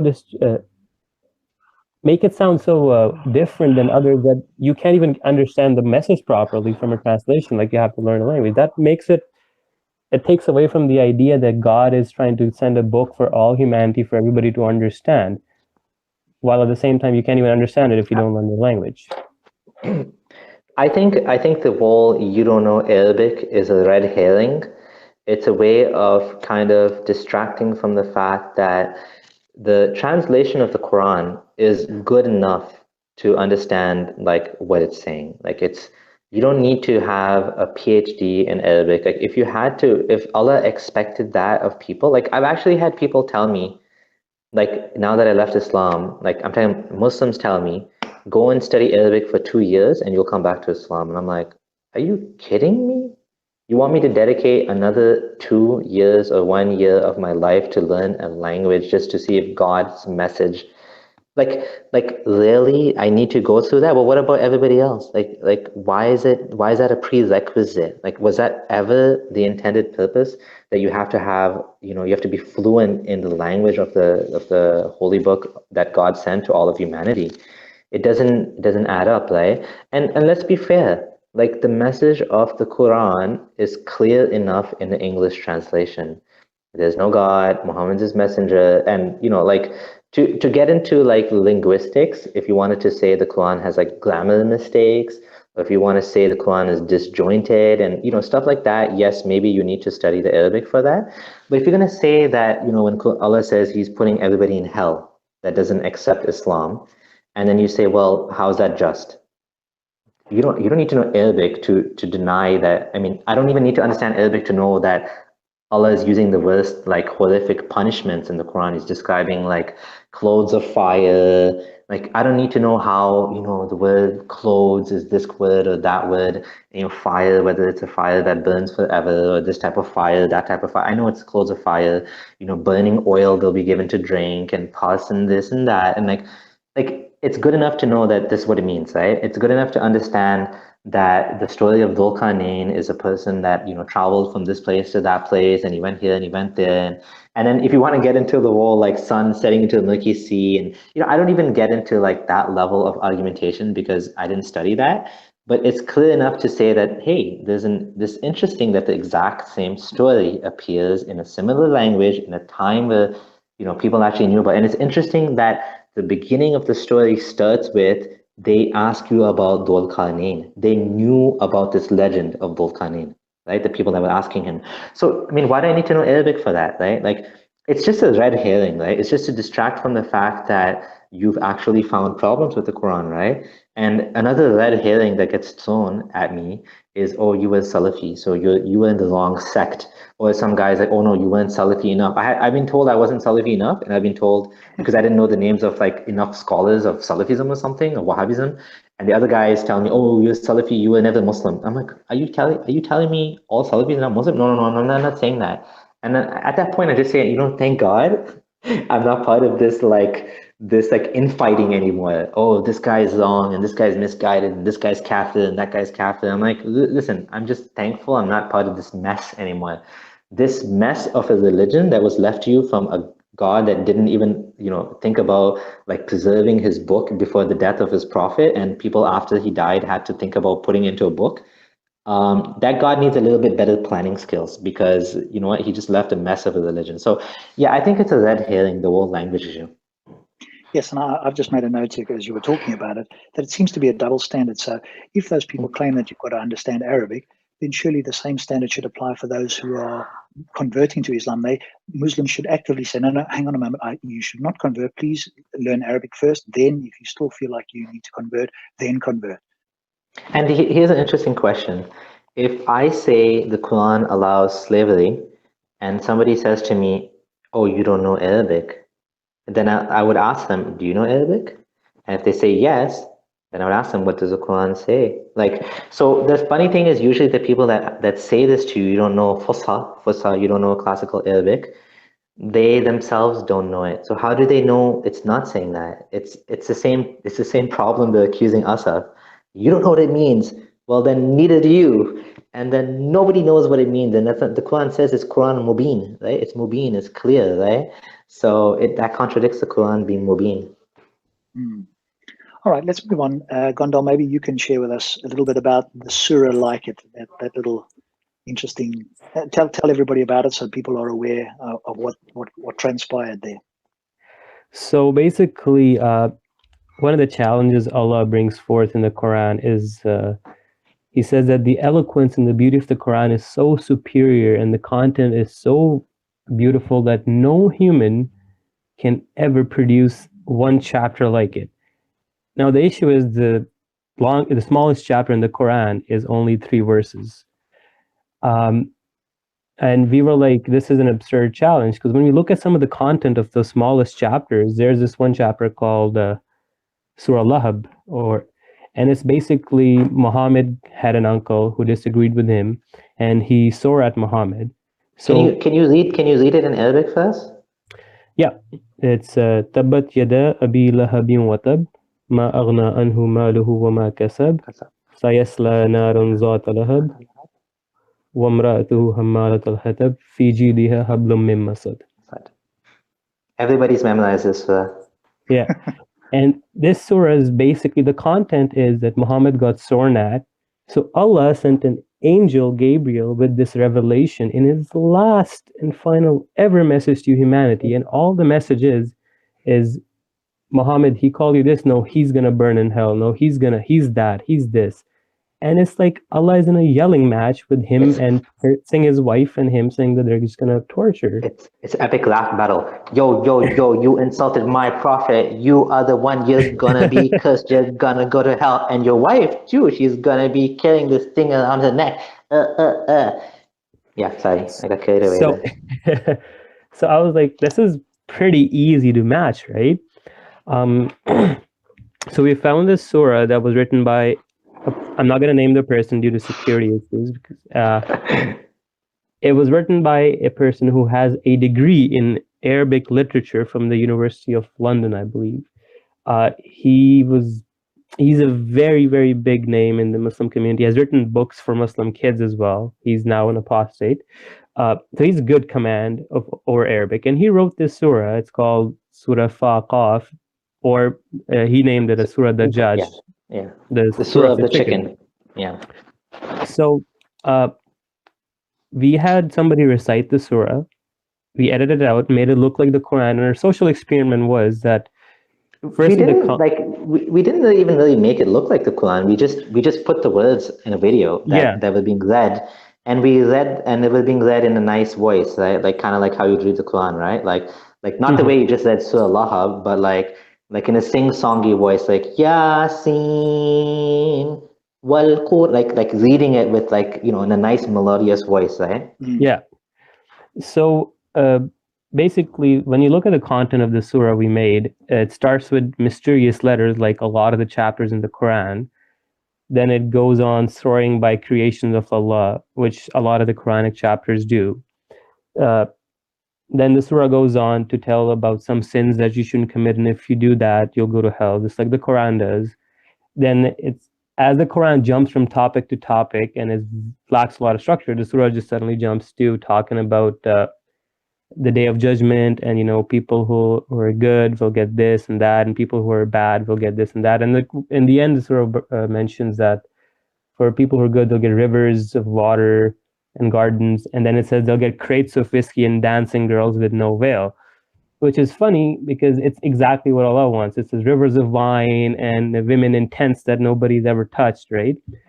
The content is very similar to the Quran. The rhythm it uses the rhythm of and R, which is found in suppose Surah Taha or Surah Maryam. It sounds almost exactly like the Quran, to the point when we uploaded the video, Muslims got tricked thinking that Abdullah's account has either been hacked or he's reverted back to Islam, or that we posted the video, and not being like bigots, sometimes I post things positive about Islam, right? And because I give credit where credit is due, and I've posted things before like this is cool and whatever, and I made the post and I said this is a beautiful surah. I said this is a beautiful recitation, and it's emotional, and it's true. Like it actually brings back a lot of nostalgia when you listen to it. You're like, wow, it almost reminds you of this spiritual feeling you felt, this connection with Allah. And I had a bunch of people. One of them was a Hafiz. He's an ex-Muslim now, and he was like, he told me it's beautiful, right? And then he told me I don't remember this. Like, I'm like, did you watch it to the end? And he's like, no. I said, go back and watch it to the end, because then after that he's like, oh, I get it. It's not Quran, right? But it sounds like a bunch of I think almost everybody had the same reaction. They immediately just thought it was Quran. No, I mean, I think the dead giveaway to some people was like, why is Abdullah posting this? Like, why would he post Quran, right? I think I might have even posted Quran before. I don't know. But so a lot of people were like, people that were friends with us were just like, okay, this Quran's beautiful, right? I mean, it's kind of nice or whatever. People that were not necessarily friends with us were like suspicious, and they were like, right away, the first reaction was like, you guys are, you nasty people, you're mocking the religion, you're mocking, and nobody's ever gonna want to engage with you after this. How dare you insult us? This is vulgar, this is disgusting. Funny thing, this is like one guy had this kind of overreaction in the group, right? He's like, I'm gonna get this video taken down, I'm gonna get it removed, this is offensive to me, and I'm so upset, and you're mocking, and this and that. And the funny thing is, we actually made the video, you can say, in obedience to Allah. Allah says, say to them, try and make a surah like it, and you will not be able to, even if everyone helps you. So what's so blasphemous about responding to the challenge of what Allah said? You know, I can't even take credit for the fact that I didn't even write the surah. Pretty much all I did was I did video editing. Okay, like that's it. I can't even take credit for this. But people got so mad, and you know, a lot of people got hung up over the fact that we called it Surah Fa-Qaf. I didn't want to put Surah Dajjaj because Dajjaj is the word for chicken is not in the Quran. There's no chicken mentioned in the Quran. There's cows and other stuff. I don't know if there was chickens in Arabia. I don't know why Dajjaj is not mentioned in the Quran. Anyways, beside the point, I didn't want to give it. We didn't want to give it away, so we called it Surah Faqaf. There's Surah Taha. There's like like different surahs like that, right? So it was it was an interesting kind of experiment to see whether people would figure out this is actually not Allah's word, and can you tell the difference, right? So I'm really hoping that someone does a social experiment and like play, because there's videos on YouTube called, lady hears Quran for the first time, right? And then, I don't know if they start crying or they have some sort of reaction, right? And they say, this is so beautiful, like this can't be from a man. This must be from God, right? And of course, these people never become Muslim, but they say these beautiful things, right? So it would be really cool for someone to do like a social experiment with Surah Faqaf and to see like how Muslims react, right? I mean, we already know. We've seen, like, nobody even got the point until we told them, watch the whole video, because it's only at the very end that it says, by the way, this is not the Quran, this is a surah like it. But people want to take it their own way. They want to think we're mocking. I had no intention of mocking. The whole point of this thing was to make people think, is there anything really special about the Quran? And obviously the answer is no. It's just, and then we had some people say, oh, but you use the same words that's in the Quran. Yes, it's in Arabic, in the Arabic language. And if I use modern words, you say, no, it doesn't qualify because it's not using the classical Arabic. Like, you can't win because the challenge is so subjective.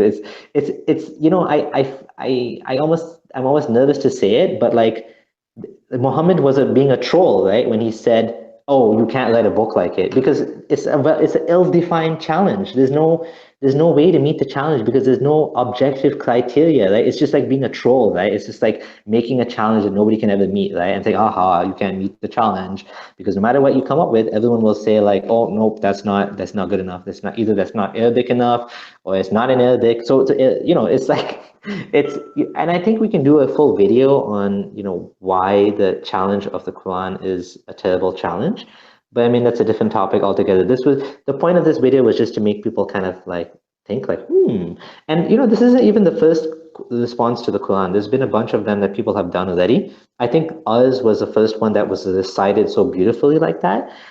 There's a Surah Atheism someone uploaded, but it's not as good as this one, in my opinion. But yeah, it has, and that one has its own like Arabic structure and grammar and language that someone that knows Arabic really well wrote it as well. So obviously there's been multiple responses to the Quran already, right? But somehow Muslims tend to kind of have a fit, some of them, when you actually implement. Not all of them. Some of them are, like, yeah, this is kind of interesting. I think you did a terrible job, and I don't think you actually achieved the challenge. And that's what we wanted to hear. Okay, fine. We didn't. That's your opinion. You've Fine. highlighted a good point there, which is I agree with you. Even when I first heard this, and I asked the questions, well, who decides this? What is the criteria? And then they said, oh, there's 42, 43 different sort of, what do you call them, linguistic things that you can look for, etc. Well, who's going to judge this? And surely not every verse has got this. So it's really unfalsifiable. And then when you do the challenge, of course, they've got to say it's not one. Even if it sounded great, even if they got fooled, oh, I got fooled, but I don't understand Arabic or whatever. This is the problem I have. These sort of supposed challenges that get trotted out as if it's a real challenge is unfalsifiable. Its criteria, like you say, are completely subjective. Who's going to make the judgment? Those Muslims that would judge it are always going to judge it as not being authentic. So, please don't waste our time making the supposed challenge, because once it's been shown that this is not the case, you are just being dishonest. Basically, one of the other responses I got to the Surah Like It was this one guy claimed that, oh, you can just sing anything in Arabic and make it sound melodious. And he went to the extent of actually making a YouTube video he grabbed a random news article and then tried reciting it like the way we did. And the funny thing was, it sounds nothing like the surah we made, and yet he's boasting that it's just a random news article, a random poem. And anyways, I said, I dare you to upload the video, put it side by side to the recitation we had and the content of our surah with you reading a newspaper article. We'll see, let people be the judge. Obviously, he's never going to do that. And he didn't actually upload the video publicly. It was unlisted, right? He made it just to post as a response on your page, right? He didn't even want to like publicly say that this is wrong, right? Yeah, it was very embarrassing.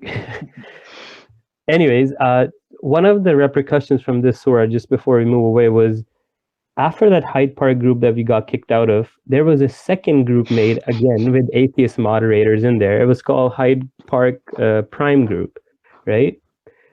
So we posted this surah in there, and we didn't say anything. We said, this is amazing recitation, watch till the end. And it was just as I posted it on my wall. Nobody was being attacked or anything. We got the first thing, the post got removed. Not only everybody got booted out of the group, the whole group got shut down.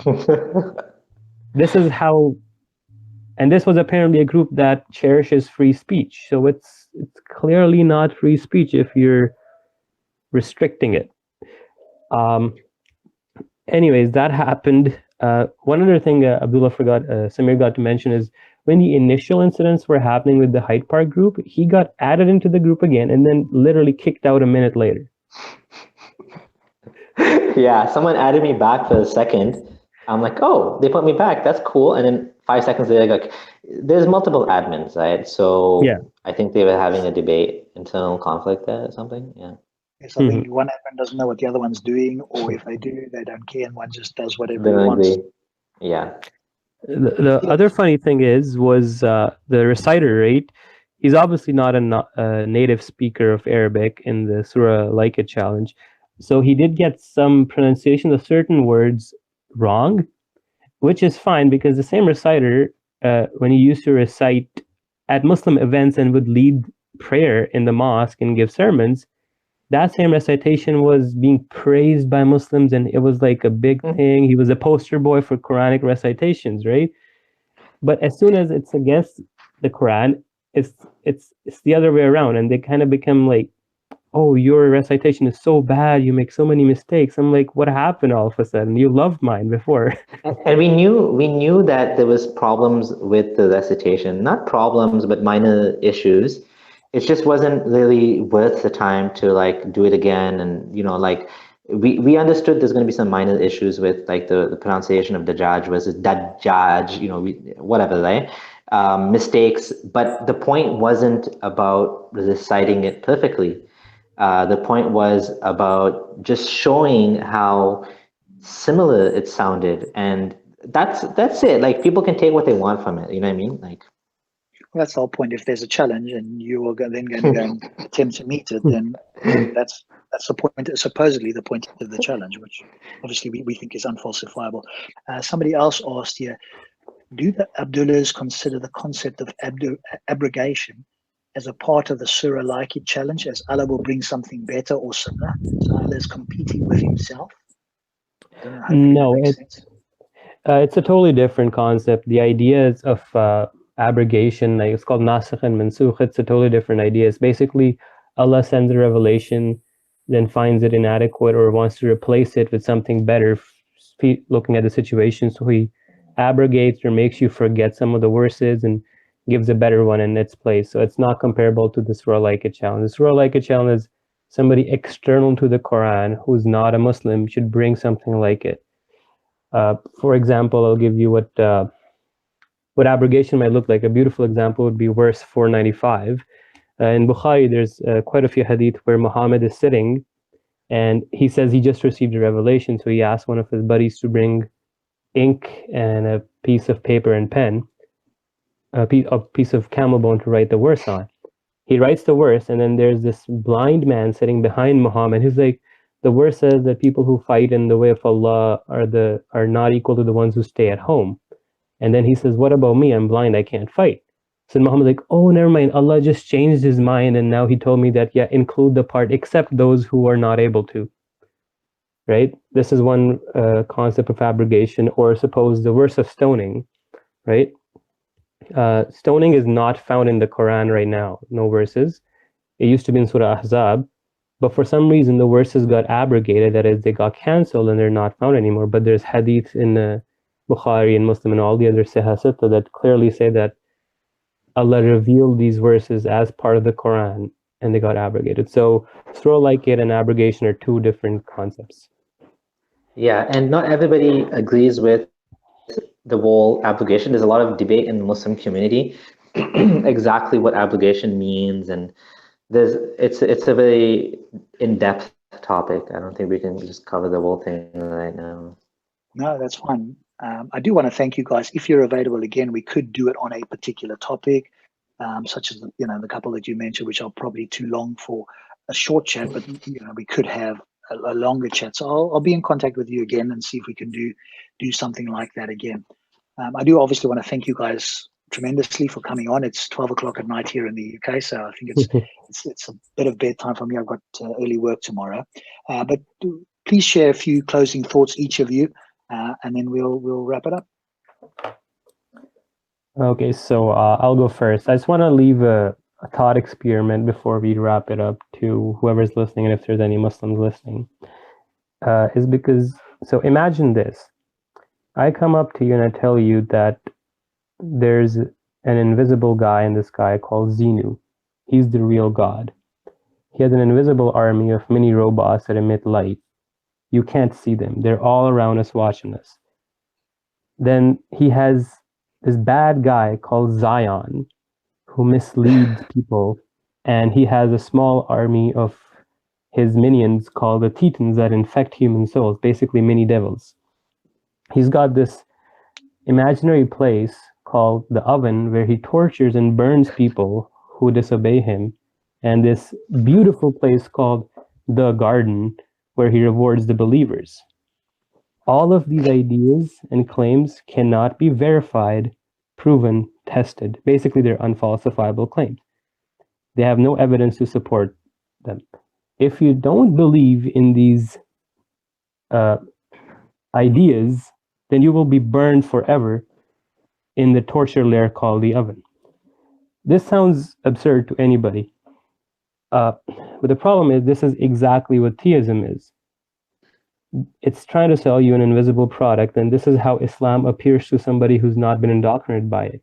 It's exactly the same as the Xenu story I told you. Just change the Xenu to Allah, Zion to Shaitan, heaven and hell, Jannah, Jahannam, angels and demons.